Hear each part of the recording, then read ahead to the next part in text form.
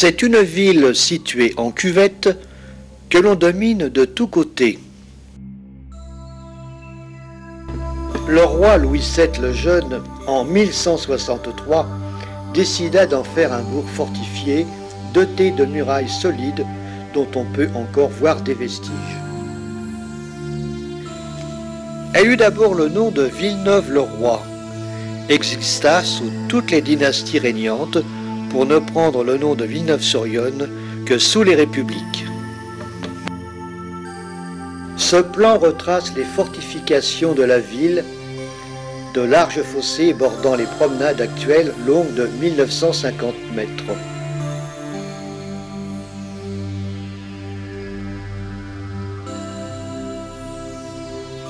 Garni de 6 tours rondes et 5 portes.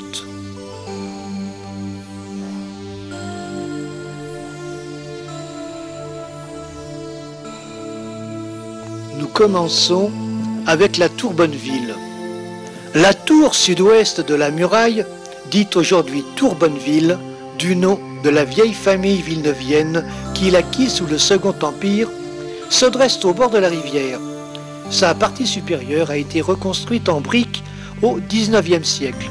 Seule, l'assise qui porte la marque des filins de traction des bateaux sur l'ancien chemin de halage n'a pas été modifiée. Au départ des promenades, un monument dédié à un enfant de Villeneuve. Émile Pénaud, statuaire, prix de Rome en 1880. Nous allons suivre les promenades jusqu'à la porte de Joigny. Petit châtelet carré, ajusté à 4 tourelles d'angle. Sa conception date du XIIIe siècle. Le corps principal et ses fenestrages à meneaux remaniés au XVIe siècle, ainsi que la toiture d'ardoise que surmontent les épis de faîtage en plomb et zinc. Les 2 statues brandissant le glaive, protecteur de la ville, mesurent 1 mètre. On peut observer du 2e étage l'enfilade de la rue Carnot. D'abord très étroite, la rue s'élargit à son extrémité près de la porte de Sens. Après un incendie en 1594, les maisons furent reconstruites en alignement de la façade de l'église. Sous le pont de pierre, devant la porte, un lavoir vaste, pittoresque, encore fortifications qui suivent au niveau de l'école, se trouve la tour sans nom. Seule sa base signale son existence. Nous découvrons le monument aux morts de 14-18, une œuvre de Émile Pénaud. Après une progression sous les promenades, nous arrivons à la tour suivante.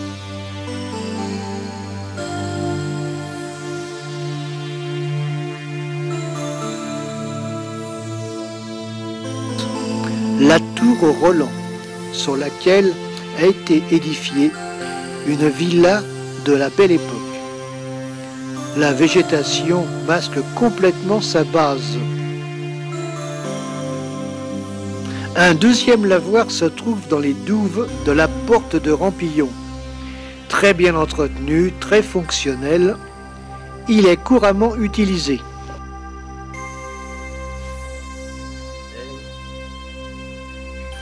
On peut voir à ce niveau un restant du rempart.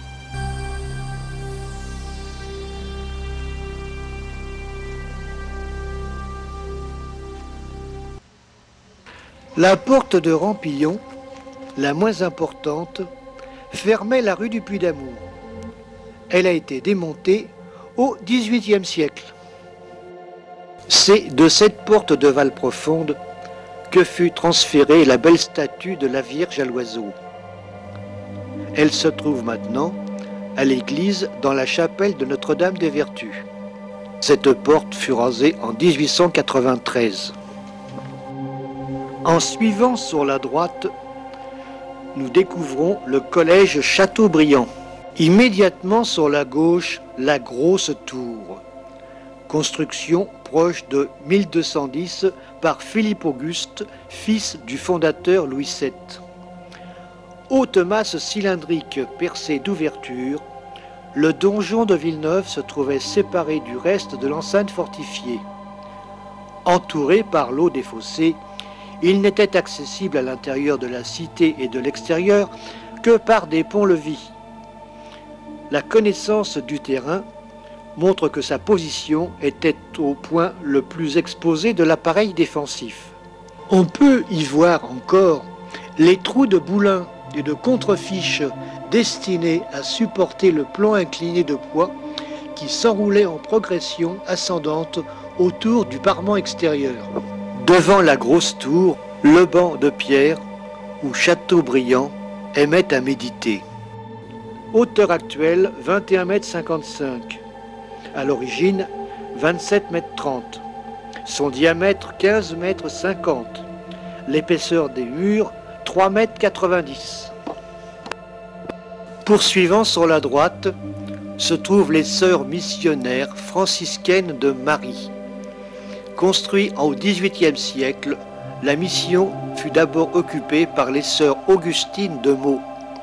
Ensuite, en 1980, par les actuelles sœurs de Marie. On ressent ici un havre de paix, de foi et de sérénité. Dans le magnifique parc fleuri se trouve un calvaire,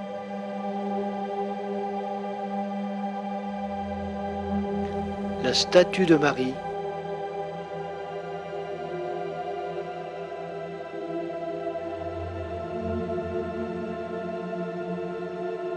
et le Sacré-Cœur. Subsiste seule derrière l'ancien quartier des Salles une vieille tour de blocage demi-cylindrique convertie il y a un siècle en habitation modeste avec une couverture en 2 pentes. Abandonnée et un peu inquiétante, on l'a nommée autrefois la tour du sorcier.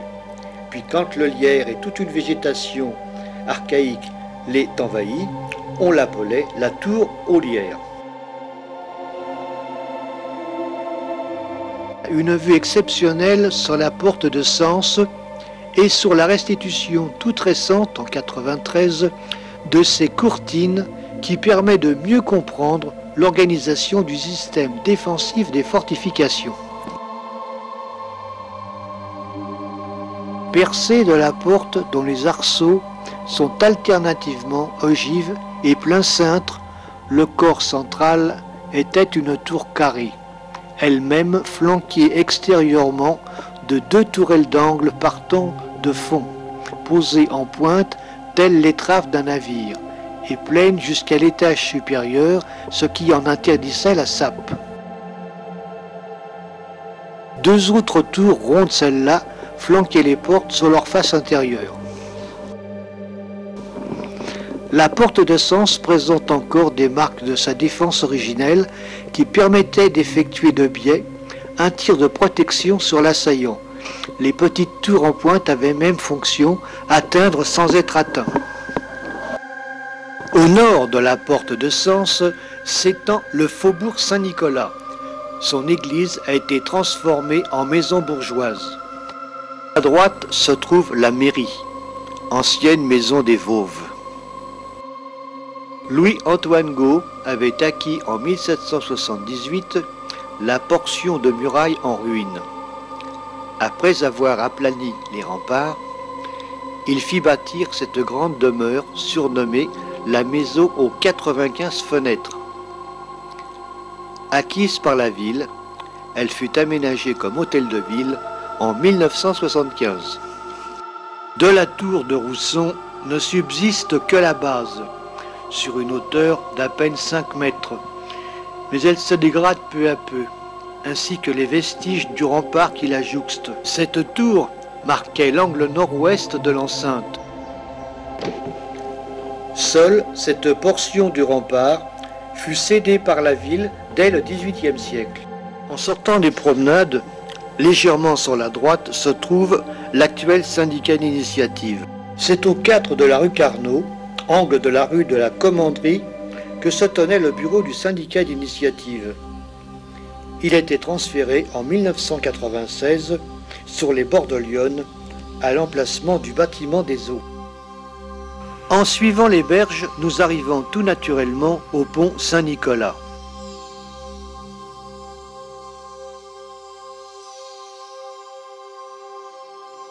Il s'appuie sur l'île d'Amour, où se trouve un élément avancé de la ville, la tour Barbe. Elle fut rasée au niveau du parapet en 1602. Long de 210 mètres, le pont comptait autrefois 16 arches. Il n'en possède plus que 10 aujourd'hui. 7 côté Faubourg Saint-Laurent. Et pour améliorer la navigation fluviale entre l'île et la ville, que fut, à partir de 1735, réalisé les 3 arches modernes. Notons en son milieu la croix Saint-Nicolas, ou croix des mariniers. Les aménagements successifs du XVIIIe siècle ont entraîné la destruction de la porte du pont, identique aux 2 portes actuelles. En prolongement du pont et allant dans le centre-ville, se trouve un bâtiment d'une grande sobriété, avec sur sa façade une plaque rappelant la présence en ce lieu du moraliste et philosophe Joubert, qui accueillit à plusieurs reprises, de 1804 à 1806, son grand ami, le grand écrivain François-René de Chateaubriand. La belle demeure du numéro 1 rue Carnot, dont le parc étagé dans les fossés fait le pendant au jardin du musée, fut autrefois l'hôtel du Chapeau Rouge, fort renommé au XVIIIe siècle. Au numéro 2 se trouve le musée. Il abrite la section Beaux-Arts de Villeneuve-sur-Yonne. Sa galerie sud surplombe un jardin agréablement aménagé dans les anciens fossés de la ville. On peut y voir un ancien tour à broyer les pommes, remonté en 1992. L'hôtel du Dauphin conserve un très beau portail Renaissance. En face, au numéro 5, des éléments de décor sculptés de cette même époque ont été remployés dans une façade du siècle dernier. Nous arrivons à la place Louis VII le Jeune. Aménagé comme parking en 1980, il se trouve sur l'emplacement de 2 immeubles dont l'ancienne justice de paix, victime du bombardement aérien de juin 40. Le bâtiment voisin formant l'angle de la rue Carnot avec sa façade bien symétrique au court fronton triangulaire fut bâti en 1837 sur l'emplacement de l'ancien bailliage royal et de son auditoire pour accueillir la mairie de Villeneuve. Un petit théâtre d'esprit Napoléon III y fut aménagé dans les années 1880. Nous laissons de côté la façade Renaissance de l'église Notre-Dame, qui a fait l'objet d'une précédente cassette. Nous continuons en direction de la porte de Sens, non sans remarquer à notre droite, sur la place voisine, la place Briard, ou place de la Résistance. La fontaine Briard, œuvre du statuaire Émile Pénaud, prix de Rome 1880, un enfant de Villeneuve. Cette fontaine monumentale, réalisée en 1882, grâce aux libéralités de monsieur et madame Briard, ne fut mise en eau qu'en 1906. Elle représente une allégorie de la ville entre le panier de vendange des vignerons et le gouvernail des mariniers. Au 41 est située la maison des 7 têtes, présentant le riche décor des demeures villeneuviennes. Il s'agit de l'ancien relais de poste. Sur la façade figurent les 7 têtes sculptées. Jupiter, Neptune, Cérès, Mercure, Flore, Bacchus, Pluton. Au numéro 43 était installée la capitainerie des mariniers, d'où partaient les ordres pour le commerce par voie d'eau. Cet immeuble du XVIIIe siècle a gardé à ses fenêtres l'encre des mariniers en fer forgé. De 1926 à 1932, le docteur Marcel Petiot, maire de la ville, accompagna sa carrière de scandales et controverses avant le macabre dénouement de son destin. La maison du Caron de la Clé conserve une très belle lucarne guittarde établie sur un pan coupé. On peut y lire UVGT. Union, vertu, génie, travail. La Maison Rouge, ancienne abbaye en 1791 et relais de poste, a conservé des architectures médiévales, une admirable charpente cistercienne. Le bâtiment suivant est l'hôpital Roland-Bognon. Dès 1208, une maison-dieu est signalée pour le service des pauvres. Avec l'aide de l'abbé d'Asfield, ardent théologien, il entretint l'ardeur jansénite de la petite communauté des sœurs dominicaines de la Présentation. Hospitalière et enseignante, elle prit ensuite la direction de cet hôpital. Nous allons étudier le centre-ville et quelques rues d'après ce plan. Nous allons commencer par la rue de Valprofonde. Au numéro 3 se trouve l'hôtel des 5 matelots, maison à colombage et encorbellement datant du XVIe siècle. Elle était une halte des mariniers et compagnons de rivière lors de leurs étapes villeneuviennes. Se jetant dans la rue du Valprofonde, juste avant les promenades, se trouve la rue des Folles, allusion aux fées et fantômes de la Grosse Tour.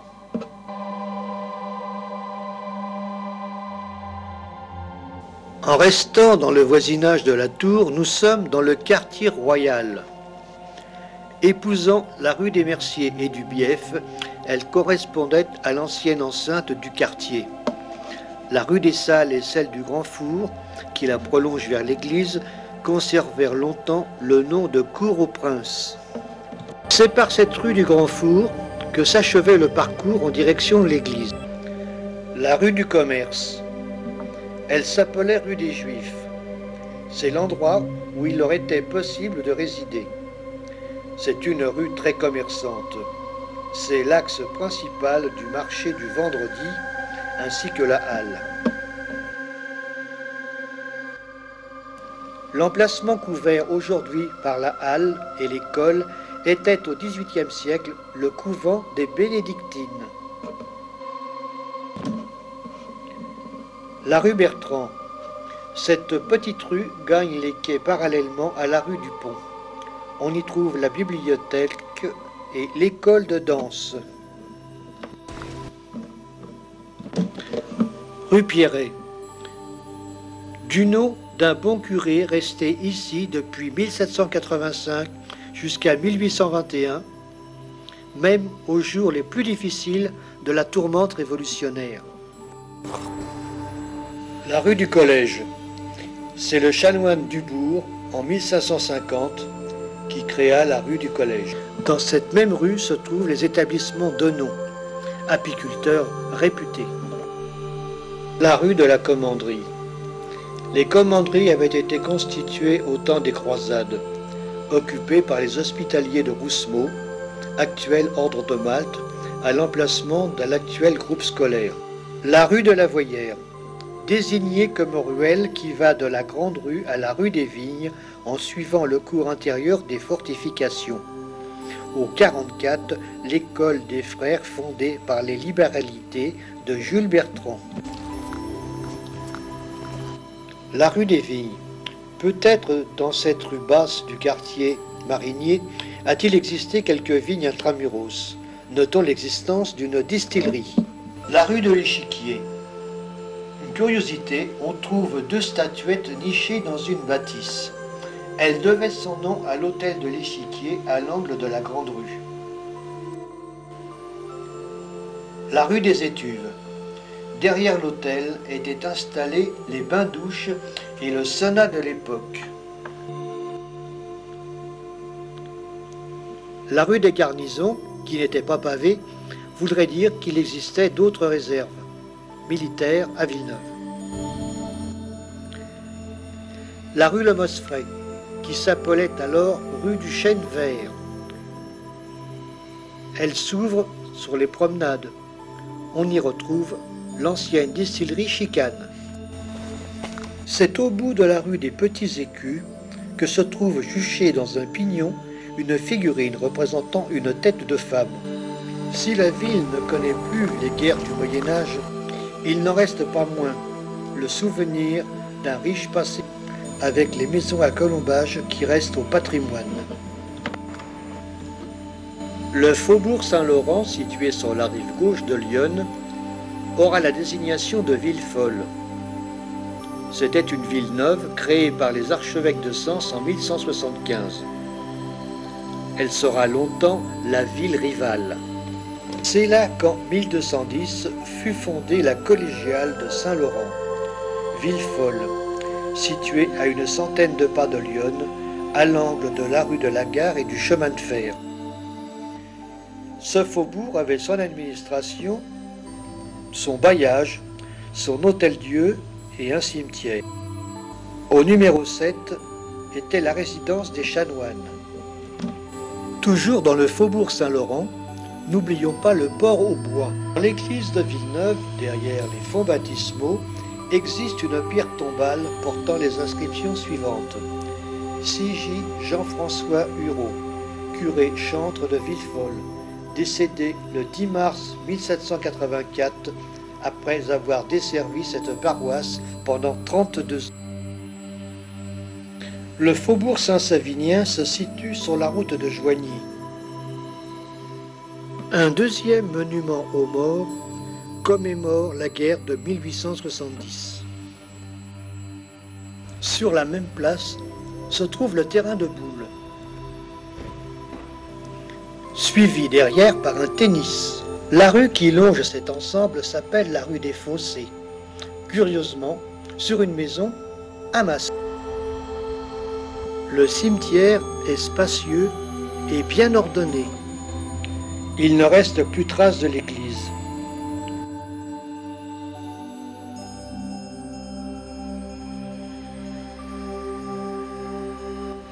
À l'extrémité de ce faubourg se trouve l'ancien relais de poste, aujourd'hui 46 avenue du Général de Gaulle.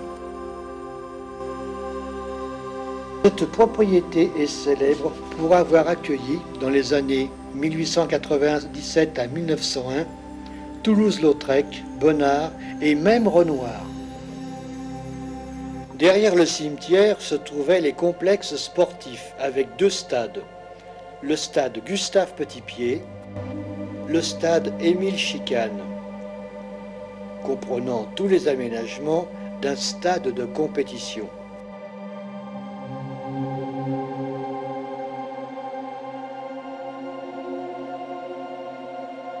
À côté se trouve la grande salle des fêtes, appelée la salle polyvalente. Un autre stade Marcel Roy se trouve au niveau du barrage de l'autre côté de Lyon. Un peu en amont de la ville se trouvait la fabrication des coches d'eau, qui transportaient passagers et marchandises jusqu'à Paris. Sur le bord de Lyon, au départ des promenades, se trouve une maison de retraite, toute nouvellement construite, très vaste et fonctionnelle. Les retraités vivent là dans un cadre très agréable. En continuant après la tour Bonneville se trouve le quai du commerce, jadis le mieux placé pour les transactions navigables. La partie de rue parallèle au quai s'appelait la rue de la Pêcherie ou de la Poterne. C'est très vraisemblablement notre actuel quai Breton. On retrouve sur ce quai le restaurant de Leslie Caron, la Lucarne aux Chouettes. N'oublions pas sur le pont le bistrot.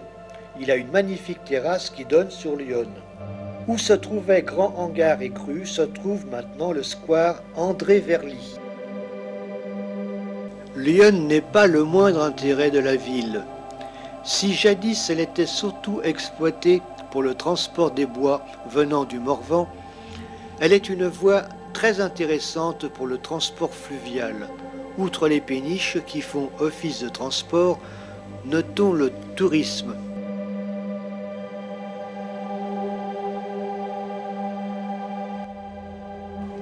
Voyageant dans le confort des bateaux de croisière, Les étrangers apprécient leur escale à Villeneuve.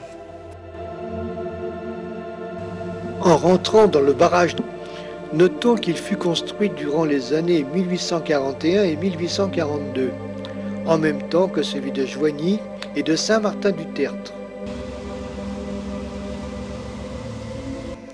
Le port de plaisance où séjournent les embarcations en garage ou en location.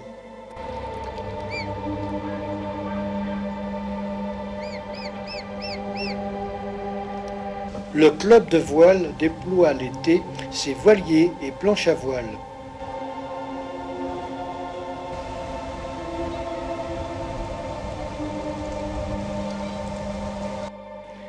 Aussi, les baigneurs profitent de la plage qui se trouve en voisinage avec le terrain de camping.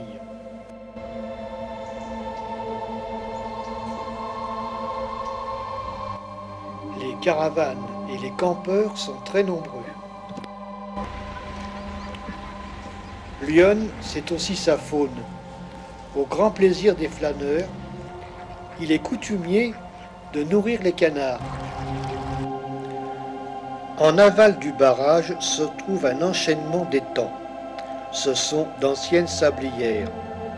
Ce site est appelé la base de loisirs.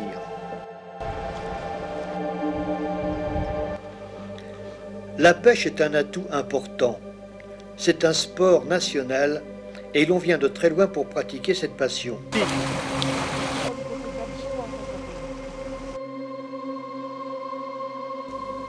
Les sociétés de pêche assurent le renouvellement de la faune aquatique.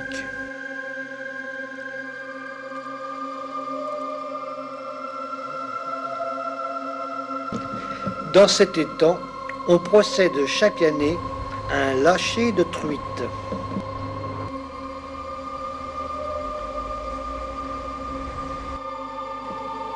Il existe même, pour les jeunes, une école de pêche.